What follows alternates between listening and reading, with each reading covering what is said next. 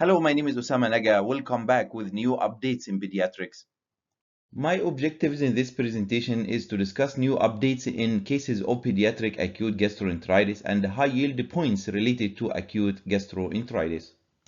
How to differentiate between viral and bacterial gastroenteritis. Sometimes it's difficult to differentiate between both cases, but in generally both they may share some similar symptoms. For example, abdominal pain, vomiting only, or diarrhea only, or vomiting and diarrhea together, with no dehydration or mild, moderate, or severe dehydration.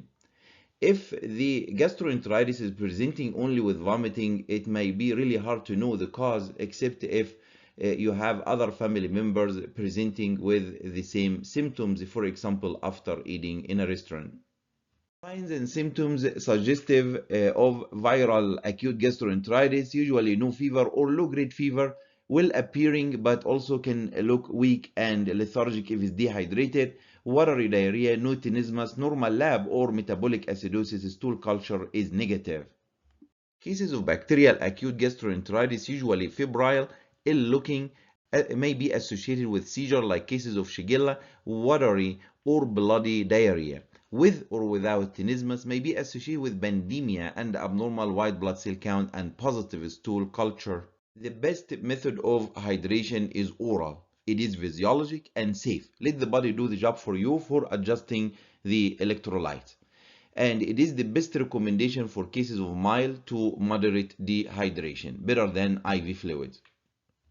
What are the investigations we need in cases of acute gastroenteritis? If less than 5 days, non-bloody diarrhea, no exposure to cases of bacterial enteritis, no need for any investigations. If the patient is having fever and blood or mucus in stool, but without toxic appearance, do stool culture for Salmonella, Shigella, Campylobacter Yersinia, and Shiga toxin-producing E. coli. If the child is toxic looking and ill appearing, order complete blood count, peripheral smear and retic count, serum electrolytes, blood urea nitrogen and creatinine, keep in differential hemolytic uremic syndrome, blood culture, stool study for C. diff toxins. If the abdomen is distended, order abdominal radiograph to rule out toxic megacolon peritonitis or perforation. If the child is having significant lethargy or tenderness in the abdomen, order abdominal ultrasound to rule out intussusception or possibility of appendicitis. What is the best diet recommended in cases of acute gastroenteritis? Regular diet, along with Pedialyte or oral rehydration solution for replacement. For breastfeeding babies, continue breastfeeding. No bread diet, no bread, rice, applesauce, and toast. Not recommended anymore. No juices. Juices will make the diarrhea worse. What about antidiarrheal agents? Antidiarrheal agents reduce intestinal motility. For example, loperamide. This can cause lethargy, paralytic ileus, toxic megacolon, central nervous system depression, coma, or even death. Also may prolong the course of bacterial diarrhea, so do not prescribe, do not recommend. What about antisecretory drugs, for example, bismuth subsalicylate or pepto-bismol? It is not recommended because of potential toxicity from salicylate absorption.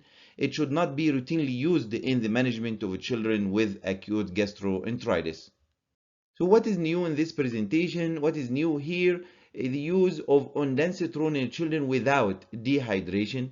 Ondansetron does not improve clinical outcomes. This means that you do not have to prescribe ondansetron if there is no persistent vomiting and no signs of dehydration. On the other hand, ondansetron is recommended in children with persistent vomiting and signs of dehydration. It may decrease the requirement of IV fluids and hospitalization. It is important to be familiar with the adverse reactions of Zofran or ondansetron. It is not 100% risk-free. Risk of arrhythmia associated with IV administration of Zofran multiple doses. So if the patient stops vomiting, do not give the second dose. Pre-existing cardiac disease, disorder associated with electrolyte abnormalities, concomitant use of QT prolonging medication, for example, promethazine plus Zofran. This will increase the risk of arrhythmia. Another new study also showed that probiotics not effective treatment of acute gastroenteritis in young children, so is not recommended now to prescribe routinely for cases of acute gastroenteritis in children. It is critical to know that most cases of acute gastroenteritis, either viral or bacterial, will recover with no need of antibiotics. Antibiotics actually may make everything worse.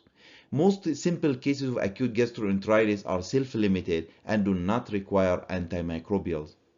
On the other hand, it is critical to know the indications of antibiotic therapy in cases of bacterial diarrhea. I will give an example here, nontyphoidal salmonellosis. For example, infants less than 3 months to prevent sepsis, infant less than 12 months with temperature more than 39 Celsius, cases of sickle cell anemia, HIV, neoplastic diseases, and immune-compromised patients at any age.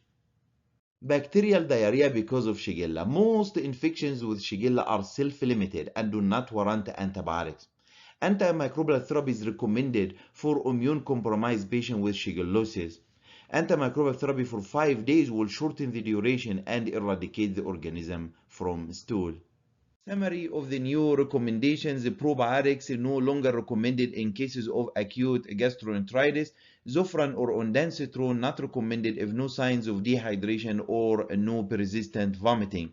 Antibiotics, just to remind you, not recommended in most cases of acute gastroenteritis. The links of the new studies are in the comment below the video. Next videos will be new updates in pediatrics. Thank you for listening. This video is only for educational purpose and not intended to direct care of any specific patient. Please consult your physician or the physician of your child for the correct diagnosis and the proper treatment. None of my videos can be superior or an alternative for the opinion of an experienced and licensed healthcare professional. Thank you again.